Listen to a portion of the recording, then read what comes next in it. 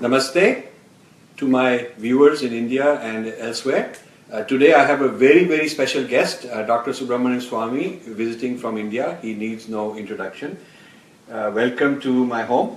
Thank you. Great pleasure for me to be here. Yeah, you've been here before. It's always an honor, and I really like it. And so I'm very delighted because we are in the midst of so many important things. So when I announced this, that we were going to have this talk, several questions and comments and all came, so I made some notes on some issues. Sure. And I'll go through a few of these important things. One of the important things is this particular gentleman, Mittal Monani from Canada, has written a synopsis of what are some of the things bothering Hindus. Okay. And in spite of the Modi Sarkar being there for half the term, he's writing that BJP government and in the center and states has continued to enrich the Hindu-phobic laws in some ways and institutional infrastructure and political economic incentives that hurt us, and hasn't done anything to enact new pro-Hindu laws. So he gives these examples. He says that continuation and entrenchment of Hindu-phobic laws, the RTE law is a draconian law that helps breaking India forces. Then this anti-superstition law is being applied against Hindu practices, but nobody has said that Mother Teresa's miracles on the basis of which she got the canonization are not scientifically provable. Of course. Yeah, and then there's people like Benny Hill. Yeah. So I'll just list a few of them and like your reaction.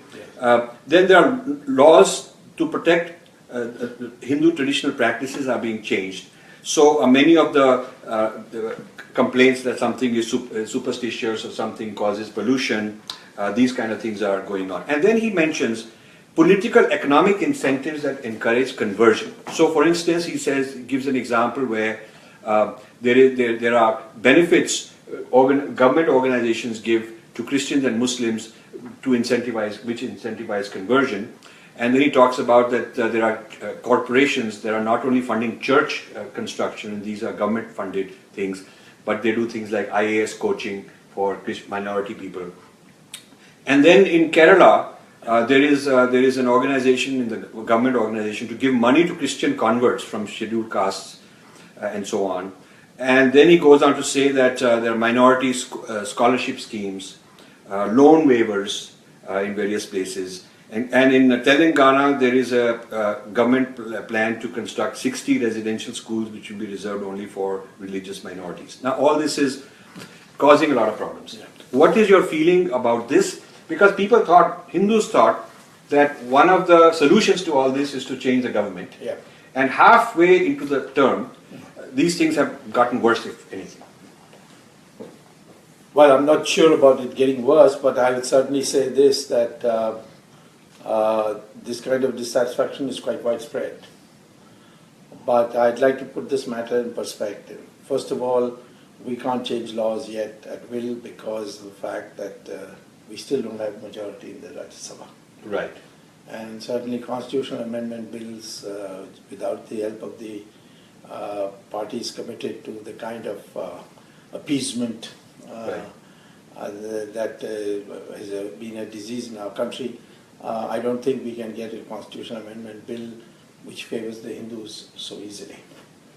However, I would say this, that the task of what has accumulated as baggage in the last 68 years to be undone is not going to be possible in 2.5 years.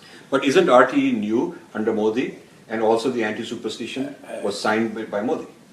Well, let me explain to you this, that first of all, as I say, that A, we can't change the laws. Two,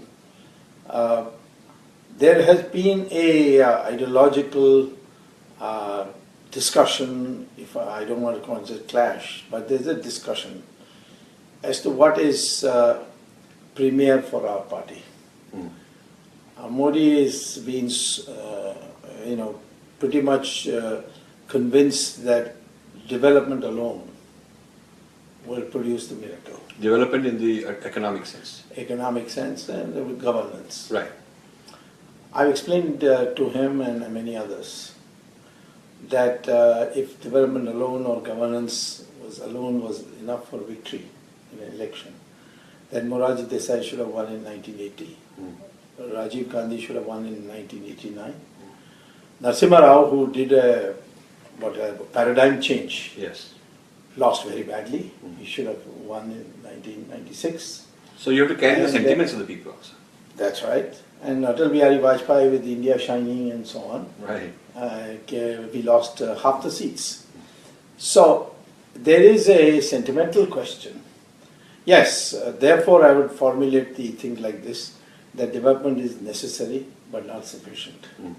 For sufficiency, you have to have some sentimental elements. Fighting against corruption is one of them.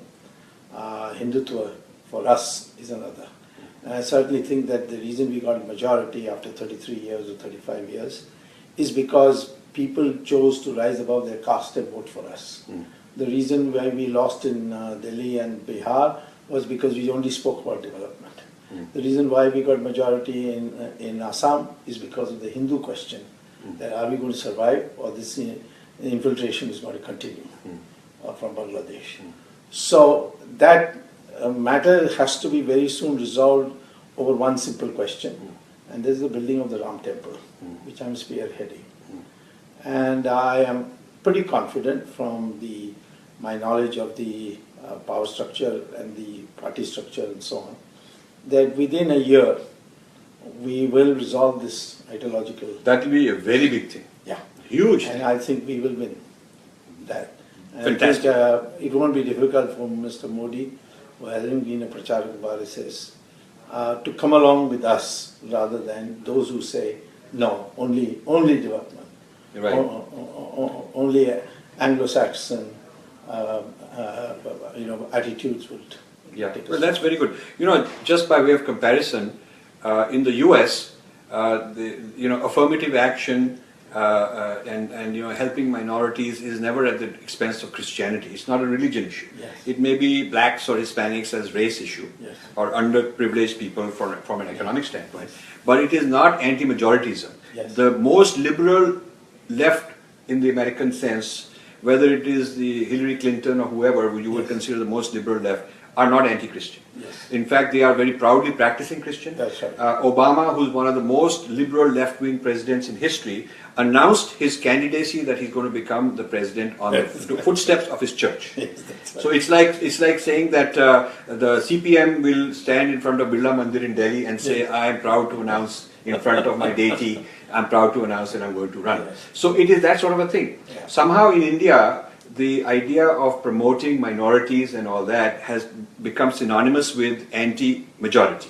That's right. And I do not see that in the Judeo-Christian countries. The Christians are left-wing, the Christians are right-wing, but they're all Christians.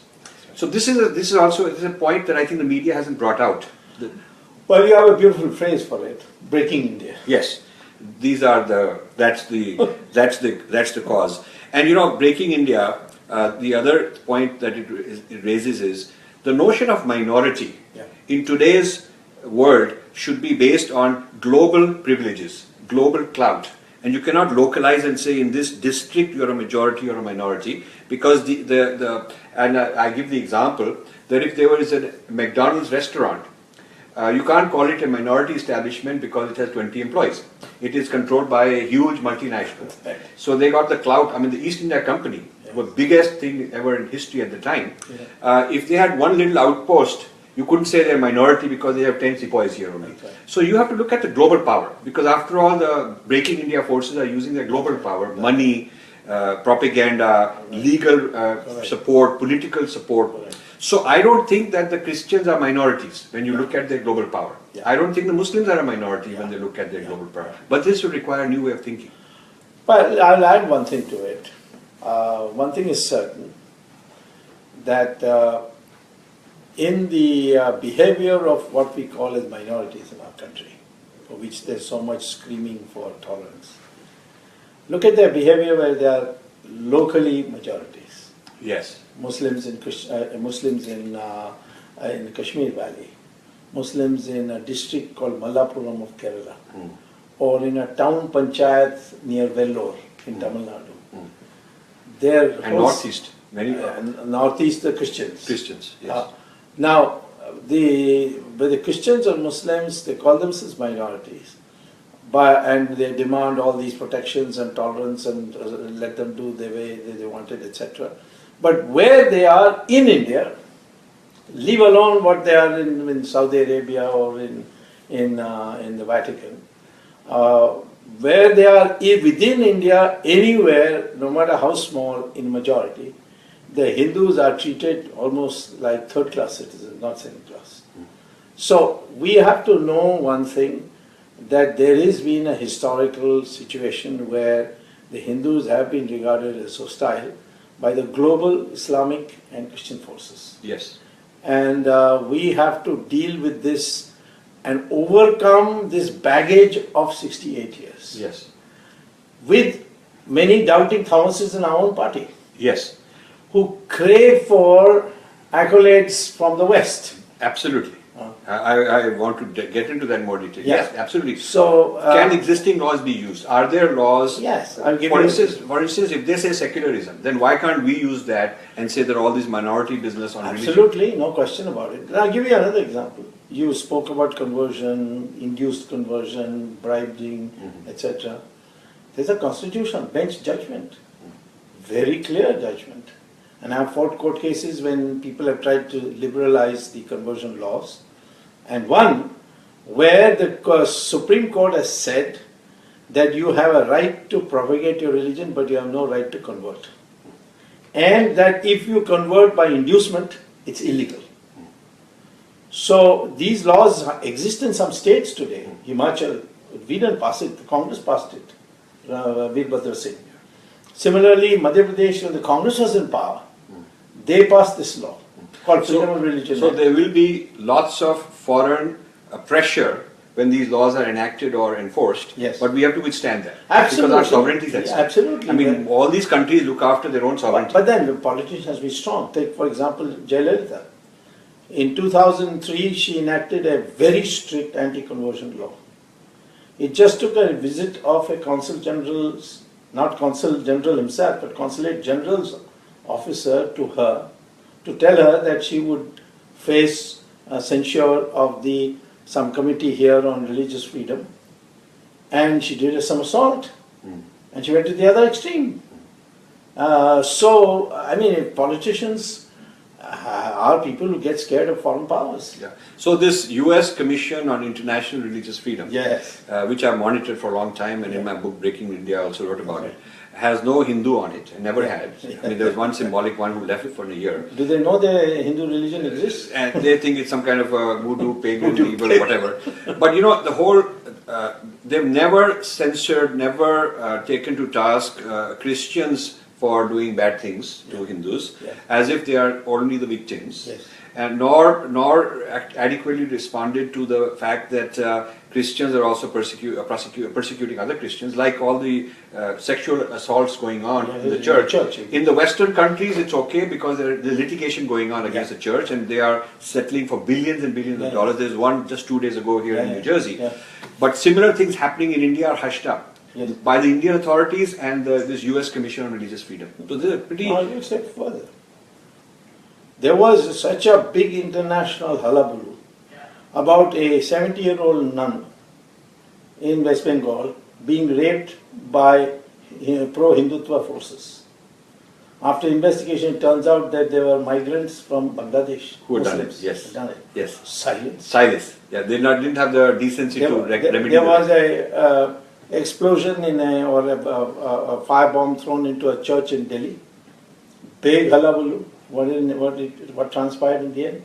It was hooligans who were thieves who were known to the church. So there's a huge apparatus in place Yes. to create this, what I call atrocity literature, that these Hindus are full of atrocities. Yes. And this atrocity literature cannot be taken mildly, because this atrocity literature was in place when it was decided that let's go against Saddam Hussein. Yes. And there was this one senator, the independent one from Connecticut, he decided that now the time has come. And suddenly, for the next 30 days, CNN, Fox, everybody was full of, you know, he's doing this to women, he's doing that, and he's got weapons of mass destruction. They didn't go and get the new footage. The footage was there in the library. The footage was sitting in archives in case you need to go against this person, we got the footage. In case it's that person, we got the footage. So this footage is being collected by our NGOs. That's right. It's being collected by our sepoys. Indians are in the business Yes. who get these grants to go on documenting this, that, and they come and send it here.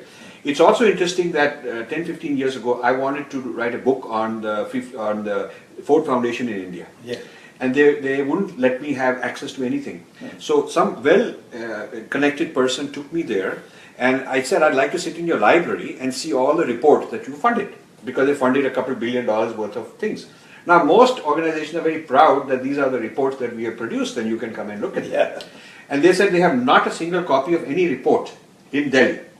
And I would have thought there would be a law that if somebody is funding research on India, then there ought to be a copy submitted to the Home Ministry. Because in China they do that. There is a law, but it's not implemented. It is not being implemented. Now, let me tell you another aspect of this. Now, scientific evidence says that all Indians, whether they are Brahmins or scheduled castes, Hindus or Muslims or Christians, they have the same DNA. Yes. Well established. Yes. Yet, we find large amount of Western research being funded for the original inhabitants of India. That's right. How the Dalits are different. Right. How the scheduled castes are. So since you raised this issue, there is a TV serial that is going to come on the Aryan Dravidian divide. And I put out a Facebook discussion on that, where some of the people told me they were auditioned. They are actors who were auditioned for these roles, so they understand the script. And so we've gone public about it, and when it comes out, we'll make a big noise. So it is not only the foreign, I think a lot of people in India have bought into this. That's right. And that is what keeps the foreign thing going. Absolutely. Yeah.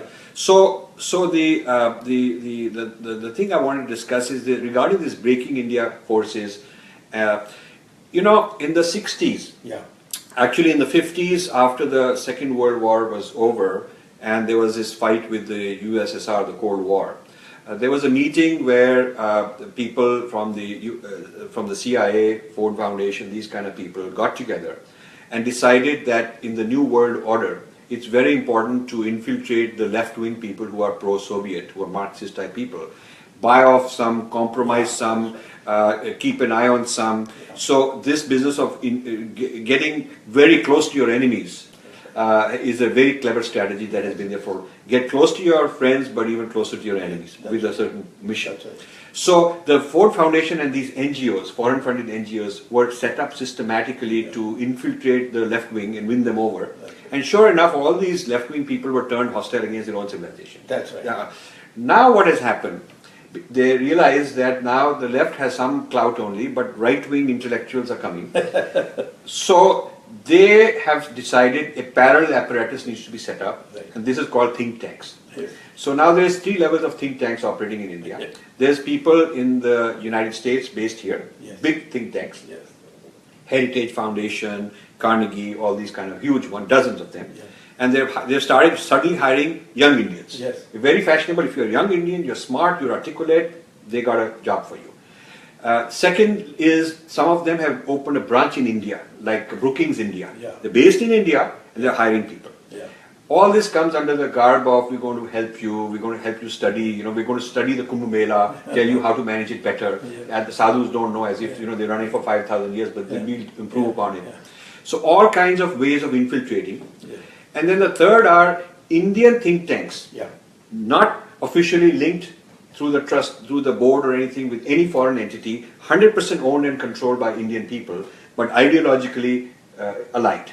So this is becoming quite dangerous because this is a way to infiltrate into the Sangh Parivar. People in the Sangh Parivar, people in BJP, people who are kind of quasi-affiliated with the Sangh Parivar are being brought into this, particularly young people.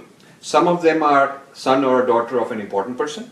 Some of them could be some functionary, some guy who's on the inside who can be useful to fix things. And they are being brought in a very professional way. They are being trained, they are sent off to places for coaching, training, and there is a camaraderie among them being built, exactly like the NGOs had done for the left wing. What do you think of this? Because this has not been highlighted as an issue. And it's still, this is like people think that these are our heroes. Well, I think, yes, you're right in the terms of its perniciousness, it has not been highlighted. But I've taken individual cases where I've seen the machinery that has gone into operation to save these people. The case of the Reserve Bank governor, Yes. Subramanian, totally unqualified for the job because he's not an economist, but he was made head of the Reserve Bank by the previous government, and we continued him. And had I not raised this to a high pitch, and the Prime Minister had shown them spine, he would have continued. We have an economic advisor called Subramanian, who has gone before the US Congress and said, as a representative of the drug pharmaceutical lobby, who paid them because he's part of that Peterson institution, tells the US Congress that the only way we can force the Indians to open their markets to our drug companies is to smack them in WTO. And then he subsequently writes a article a year before he's appointed by our government that Modi's performance in Gujarat is mediocre. The only place where he's shown efficiency is in the Gujarat riots. And he's our economic advisor. Now, those examples are where they are officially in a post. That's right.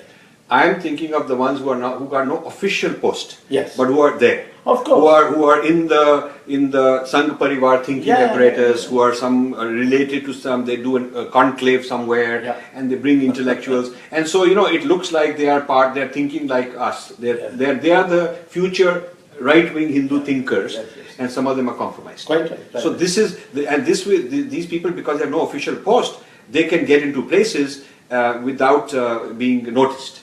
Now, I must say, I can perhaps grudgingly compliment the Americans for this. But the biggest threat to anybody from India is the unity of Hindus. Yes. And therefore, all these things, if you see, there is an eschewing Hindutva as something infra-dig, should be brought up, let's not politicize debates, etc., and therefore to shelve it, or to the dividing of the Hindus. Yes. That is pretty apparent on what they're doing with scheduled caste, what they're doing with the Patels, what they're doing with the Dravids, Dravids as a regional concept. All this Aryan Dravidian theory, these are all being resurrected in the order to see that the Hindus do not vote as one. And that's greatly dangerous for them. And I think that's the thing that we have to address. Now, since we are on this subject of the threats and so on, and the blind copying from the West, the blind copying, I want to raise this issue that in the 60s there was this green revolution, where food production was raised, but with the heavy use of chemical fertilizers. Yes. And now the whole world says that this chemical fertilizer is causing all these diseases, and there's a return to organic farming. Yeah. So now when I go, I pay 2-3 times as much sometimes to get some organic farming, which is cooked which is grown in a way that reminds me of my grandmother's, bagicha. In her place we used to go milk the cow and pull the stuff out of the ground every morning. Yeah. Now we were told to get out of all that. It's old-fashioned, it's primitive, and become part of the globalization and the food and all that. So a huge amount of chemical industry was started in India. India became one of the largest producers of chemical fertilizers in the world. And now what has happened is a large part of the Indian soil for growing things is polluted, toxic with the chemicals. And the world market has shifted to organic all of a sudden. So that's one example. Second example is the white revolution, which is milk. Yes. Now, Indian cows are A2, the A2 milk. Yes. And the largest stock of A2 cows is now Brazil, and the country which has built up its stock recently is France. Now the US is building up its stock. India lost its stock to bring the Jersey cow, which is A1. That's right. Part of the white revolution, started feeding them hormones. If you go to Mother Dairy or any of these places, they're afraid to let cameras in and do all that because they're ill-treating the cows, and they are not doing the traditional kind of milk. So that's another example where we left our tradition in favor of something we were sold.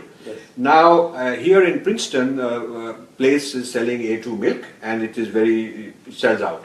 So now I talked to some folks in the dairy industry, and they are saying that the dairy industry now knows medical benefits of A2, health benefits as opposed to A1. But they're keeping quiet because they don't have the capacity to supply. So they're rapidly building their A2 livestock. Once they have enough capacity to supply, then they will start blasting the media with, oh, A2 is good, we've discovered A2, we have come up with this new A2. You see, this is going on. I also remember in the 70s, there was a sudden scandal that all these tropical oils are very bad for cholesterol, and all this coconut and all that, very bad for you. Because, you know, those things grow in the tropics, they don't grow here. Here we have corn oil. So, after all that cooking shifted, the whole cooking habit shifted away from tropical oils. The latest craze is coconut. Right now, a can of coconut sells more than a can of, you know, Coke, Coca-Cola and all that stuff. So coconut oil for all kind of uses is sort of the in thing, the rave thing. It's our product, but we didn't take it seriously. So I wonder if this business of this India's policy on GMO, transgenic foods, is going to end up as one of those same things, where right now it looks like, you know, we can increase our food production, but we don't know enough about what goes on. So do you feel that we have a tendency to just blindly follow something put down our throat, and these Monsanto and all these kind of people are also part of the Breaking India lobby? Yeah, 100%. I mean, I would totally agree with you. The issue is that we have inherited from 200 years of British rule, and perhaps the brutalities of the 800 years of Islamic rule, a certain inferiority complex that we seek for certification from abroad. And that is exploited. I'll give you an example. The condemned antibiotic drugs by the FDA here are being sold in India as part of a government program. And one of the leading foundations is doing it. Gates Foundation. Yes, absolutely. They're doing it. Yeah, they're doing it. I tried to stop it. The bureaucracy tried to stop it. But they had enough political ground to get it through. Right. So this is, so we have a sellout.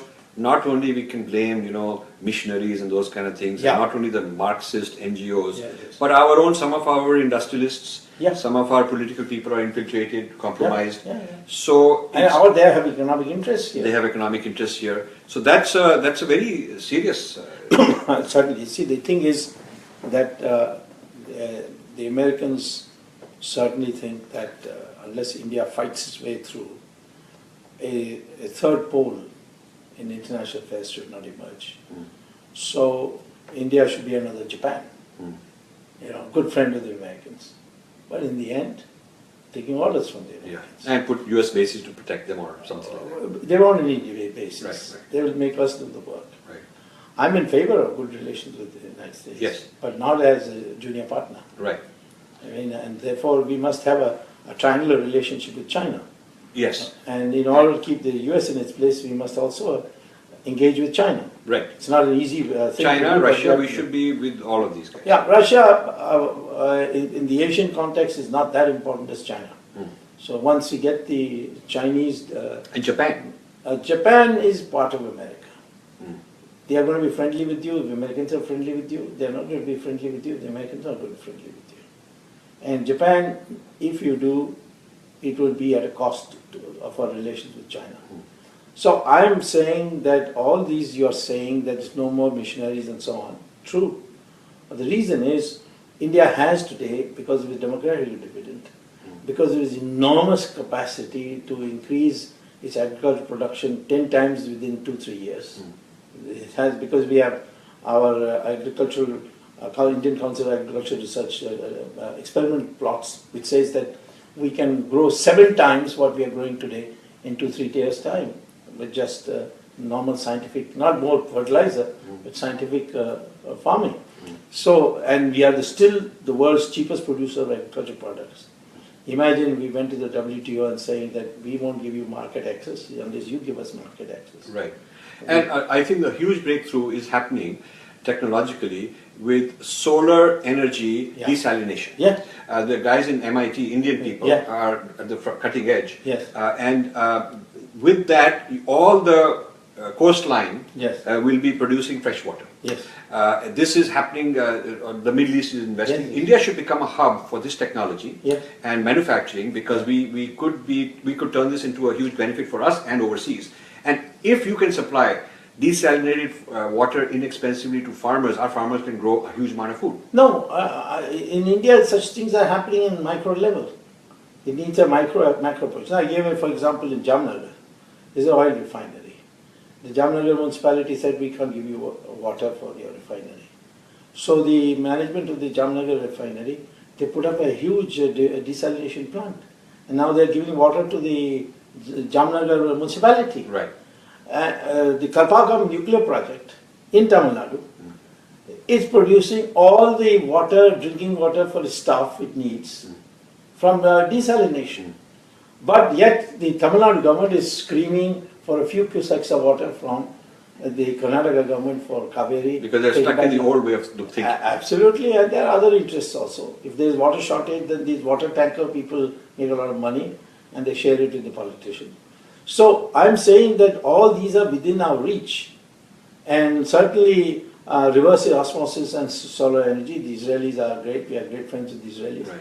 We can transform the thing. If you have a water grid, we will need no river will be ever short, there will be never any floods. Yeah. Today we have rivers which give you floods every year, there are rivers which don't have any water. So the potential of India to transform itself was already proved by Narasimha Rao by just simply abolishing certain restricting controls and taxes and quotas and permits. Now if we use your advantages, you will be a world power in 5 years. Right. Yeah. So, since you mentioned Israel, I want to ask, what is your view on India intervening in Balochistan? See, I've wanted this a long time, and I will tell you a story. About 20 years ago, when I first started Infinity Foundation, I used to give grants to all sorts of people, and I learned a lot by doing that. So I got a grant proposal from Princeton University Political Science Department and Liechtenstein Self-Determination Institute. Imagine they have a self-determination institute, but Liechtenstein itself has a king and a bank and not no self-determination. That's they are not self-determined government. They have a king, monarch, family lineage, but they are into self-determination other places in the world. So they set this up. It exists here in Princeton, part of university relationship. So these guys came. And they said, we want to have a conference on self-determination in Kashmir. Okay, and would you support us? And of course, the Indian consulate wanted nothing to do with it, which of course is true, they shouldn't. So, but you know, running away, they chase you. Like you run away from the village dog, they'll come after you. So I had a different idea. So I wrote back to them that, you know, since you are into self-determination, we should have a joint conference where we have self-determination of Tibet, Kashmir, Balochistan. We should have these three self-determination. How naughty of you. Because you know the whole region should be given this freedom. Everybody. And in those days there was Northern Ireland, there were other places also. This created a huge kind of a fight because I put it up very nicely. And I got some Tibetan freedom, these guys to help me out to do all this stuff. And the Baluchi Liberation Front, they have a big office in Washington. So I visited them also. Now, it seems that the government finally has realized that there is a Baluchi case card we can play. But it is also it is being played sort of like tit for tat. If you raise Kashmir, we'll do it. I would say whether they raise Kashmir or not, our Balochistan strategy should be that a free Balochistan will give Afghanistan access to the sea. The reason Afghanis are dependent on with Iran on one side and Pakistan on the other side is they're landlocked. And there is no and the reason the US has to keep funding Pakistan is because they don't want rights to fly over Pakistan to get into Afghanistan. Their troops need supplies. But a free Balochistan or even a 100-kilometer wide belt, a free Balochistan, would completely change the geopolitics of Afghanistan and then through that to the other Stan countries. So all these Stan countries would have access to the ocean if Balochistan were independent. So this could be very, very strategic. And I'm wondering, since you raised Israel, I mean, India alone can't do it and won't do it for whatever reasons, but maybe an Israel, could be brought into this and to take the lead. Maybe the US could be brought into this. Well, those are options which need to be discussed in much greater detail. But let me say this: The earlier question was that, we are great disappointment, 2.5 years, nothing has happened. Look at what Mr. Modi has done. He has introduced a whole new dimension to the dialogue on India-Pakistan. Yes. Pakistan is running scared of Yes, that is true. Second is the fact that Balochistan never wanted to merge with Pakistan. Yes. And we abandoned them. See, most people don't realize that when the British left and created Pakistan, that on that day, August 14, 15 Yeah. midnight, Balochistan was not part of Pakistan. That's right. It was seized later. That's so at the birth moment of Pakistan Yes. by the British, there was no Balochistan part of it. That's right. So therefore it was annexed. That's right. And so this is a part of history we ought to be putting out there all over the place. Second, I was surprised to see there are many Baluchis who are roaming around in India, which they want to be students and so on. Many of them have their last name as Maratha. So I was a little curious, asked them, how is it that you have this name Maratha? Bhakti, Maratha, and so on. They said, you see, after the third Panipat battle, the Marathas lost the war, and large numbers more Went there. No, they were taken as prisoners and put into Balochistan. And he says, we are descendants of Marathas. So, and Ambedkar in his Constituent Assembly speech said that the Hindu Marriage Act, which was the British had passed, had been in force in Balochistan. The Muslims were getting married, because they're all Shias, so there's a difference between them and the Sunnis. They were getting married on Hindu law. Such was the proximity. Now Modi has gone into an alliance with Iran, Afghanistan, to build a port in Iran. And these are some of these initiatives which are not getting publicity. And he has definitely brought a new paradigm change in the way we do it. Now, it's not it has to be handled very carefully. I don't think the Americans would support it. But they could becomes be inevitable. They could be, if Israel is there, they could drag them. Well, you see, Israel, at the moment, we have not cultivated Israel.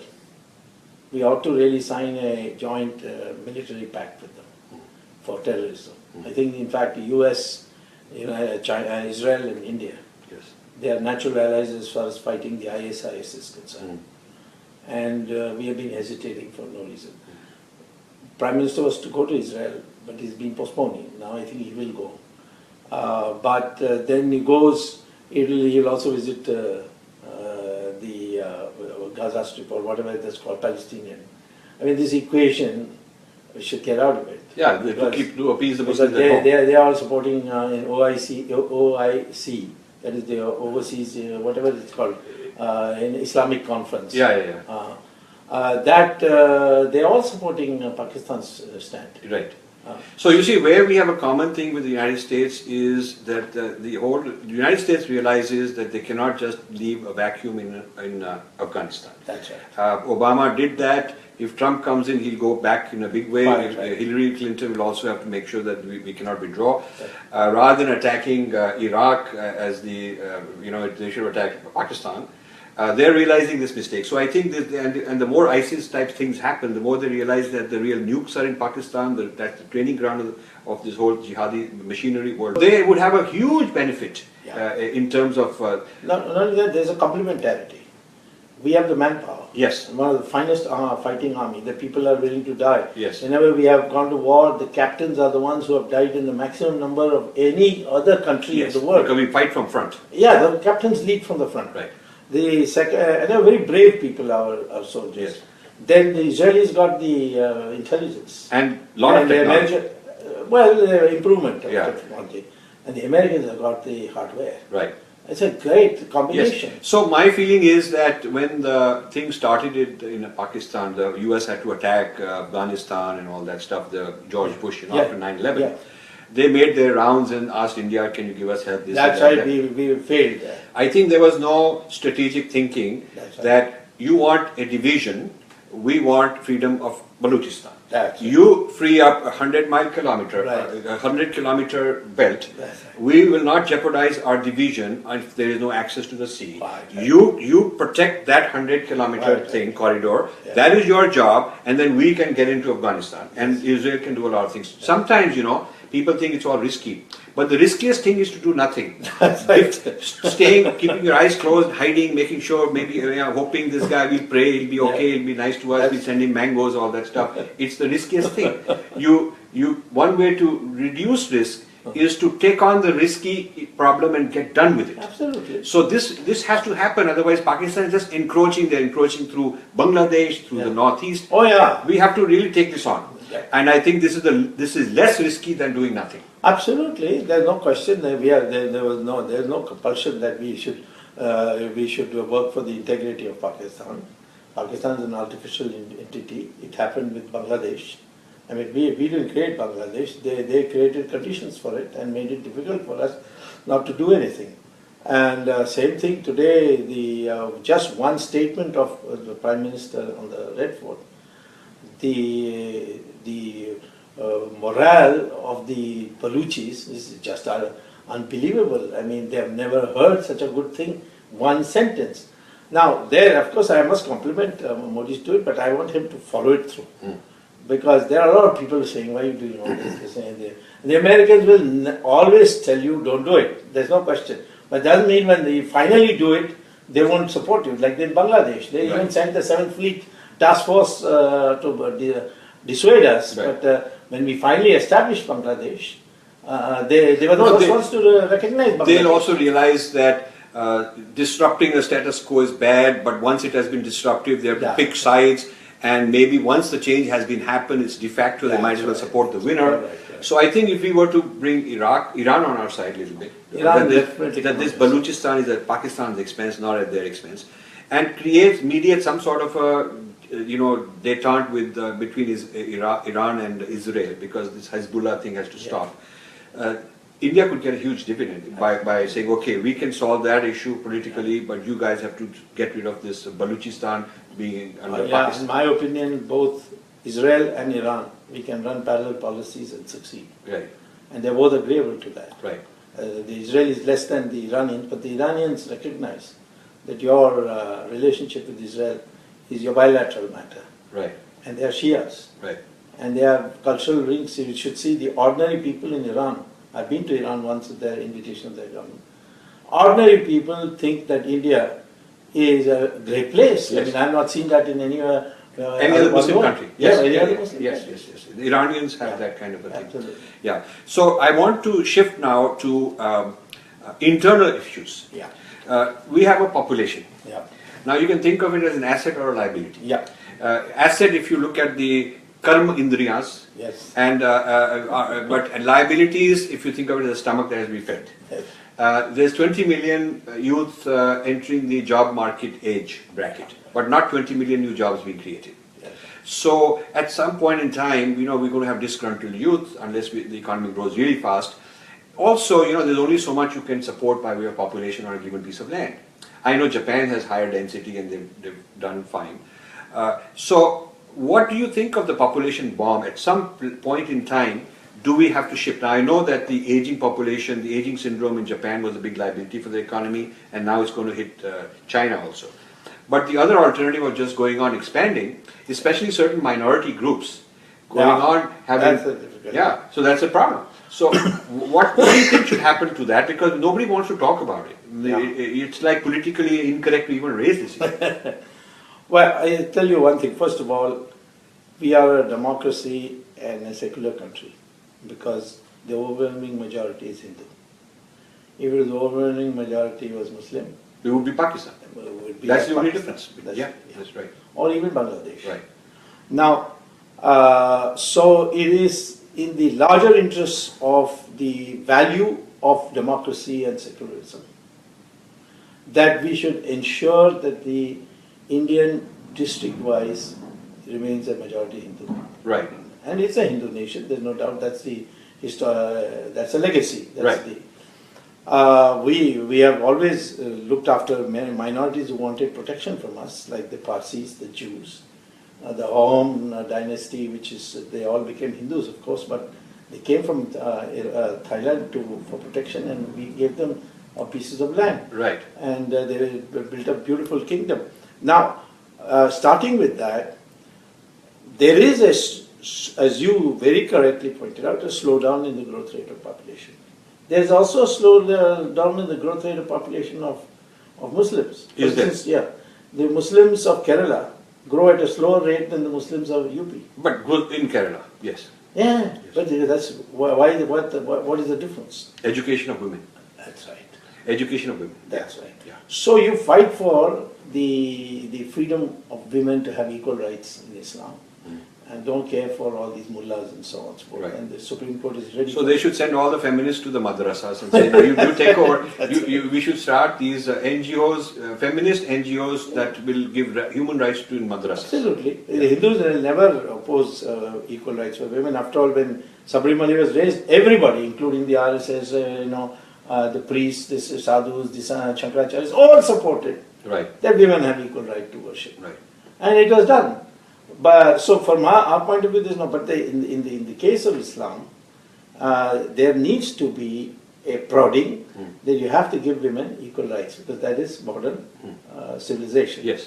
Now, if you do that, the growth rate problem will be taken care of. Yeah, it will. A question really that you are posing, the tough question, is should we accelerate that decline? I think in a democracy it's going to be tough. You can do it in China. But you could give some economic advantages. That's certainly nobody's You talking could about. say that if you have one Absolutely. child, you get this bonus. Yeah, no negative, There could be a special allowance for those who are right. We say, if you have 2 children, we'll educate you. Right. No expenses. But if Right. you have 3, we won't educate anybody. Right. Something like that. Huh? Yeah. No, that is very true. Yeah. Yeah. So another idea I want to run by you is how about if we had a national service mandatory national service for students to get their college degree. You have to serve 1 year in a national service, and then there will be certain designated NGOs which are patriotic, doing different kinds of work, which are not foreign funded. And then you can choose whether you want to work in this kind of project, that kind of project. And among the list of NGOs that are sanctioned by the government as a patriotic national service kind of things, you have to pick one and go there and get your 1 year done. Any time in your first, in your 4 years of college, you have to do it once, 1 year. This would create patriotism, give our students a sense of being in contact with the reality of the country. Make them better citizens. Also reduce unemployment, because 1 out of 5 will be sitting in not getting a paid job but doing some voluntary work. So it would slow down the people coming into the job market. Yes, that's right. And it would compete against the foreign funded NGOs who are doing mischief. Yeah. Because these would be vetted by the government. So anyone would be able to set up a NGO, Yes. apply for approval, Yes. and the Home Ministry will see whether you qualify based on your program, your Yeah. performance and all that. Yeah. So while we are doing this negative, going against certain NGOs that are bad, we could also do a positive, we boost those NGOs in this way. I would support this idea with one caveat. Okay? In order to provide for some exceptional cases where somebody can't leave his family and go, Yes. I'll say if you pass a tough Sanskrit exam, then you're exempted. Because I think that India's unity today can be accelerated if everybody takes up the has a commitment to learn Sanskrit. So that would be one kind of national service. That's right. So we could say you have to do a years of national service, which could be in your own home only. Yes. But there are certain designated things that you must do. You must achieve. Yeah, and you must pass an exam in Yes. Sanskrit. Yes. And if you don't, then we'll send you for that. Or you won't get a degree. That's you have to get a degree. I mean, you Yeah. don't have to do it, but you cannot get a degree Right. unless you qualify in this particular. Or you do the national service. You do a don't national like Sanskrit, do national service. Something of that kind. Yeah. That I think it would be a good idea. Yeah. My other issue is I want to raise, the more we come close to ourselves, who we are as Hindu intellectuals and so on, the more delicate it gets. But I have found that this I'm going to be very honest. I have found that there's a lot of mediocrity Yeah. among our people. laziness. I'll give you an example. I've started this Swadeshi Indology movement to take on the West by, rather than just criticizing them, which is the disrupting them by criticizing them. But we need to create our own young people. So I have a goal that in the next year or two, I want 108 bright young Indologists trained who are world class, who can take on any Western Indologist anywhere in the world and debate and argue. So now we started a very high standard conference series where every paper being submitted is reviewed, blind reviewed by 3 people, and the reviewers don't know whom they're reviewing and they don't know who's reviewing them, and we reject on merit and we accept on merit. This has created a lot of people have been upset who feel that they are the old guard entitled. They don't have the rigor, they're lazy, they are not able to read, but they have some kind of a post of stature. And so they're very upset at me because I'm disrupting their sense of prestige. So a lot of people are now beginning to say, you know, this guy will come, that guy will speak, this guy will speak, and I'm saying, no, you have to go through our mechanism. And so this is disrupting people. Now I'm finding that this is quite endemic in India, the intellectual laziness, tamas maybe. So the reason I'm asking you is, I think you are the most prominent example of the contrary kind, where you are extremely senior, both in stature, competence, and also age, and yet you do so much hard work. You are not that, okay, I'm enjoying this sitting on an ivory tower and I'll just go on, I'll just keep telling the same stuff every time. Like the conversation we had privately, you tell me new things. Every time I meet you, I learn new things. So obviously you're very busy, hard working and doing these things. That is a good role model.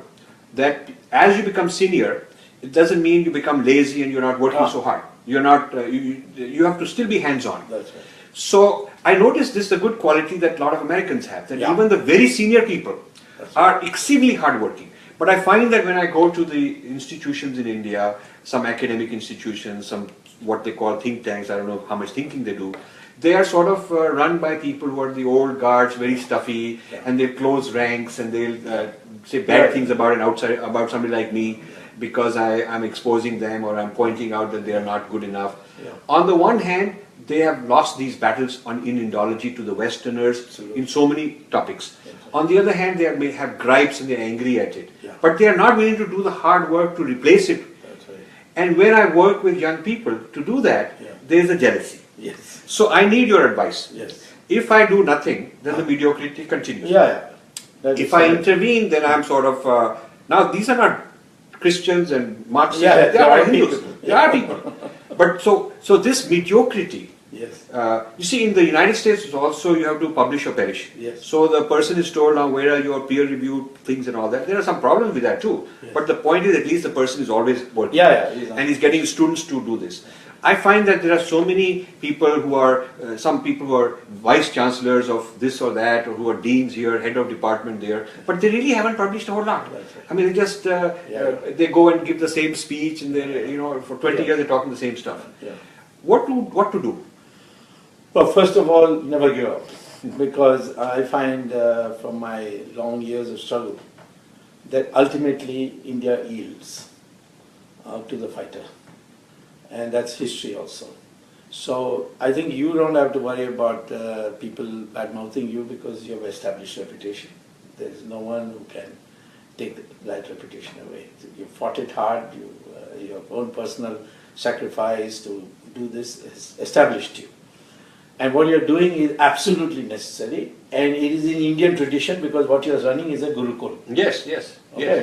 And that's how in our system, whether it's Upanishads review or whatever, it has been done that way. Whether it's Ramanujam or Shankaracharya, they set up a set of students and they created a school. And people argue even with an authority. Arjuna asks Sri Krishna questions. Now what the problem was that after independence, this socialism made this academic pursuit into a bureaucracy, a jamindari.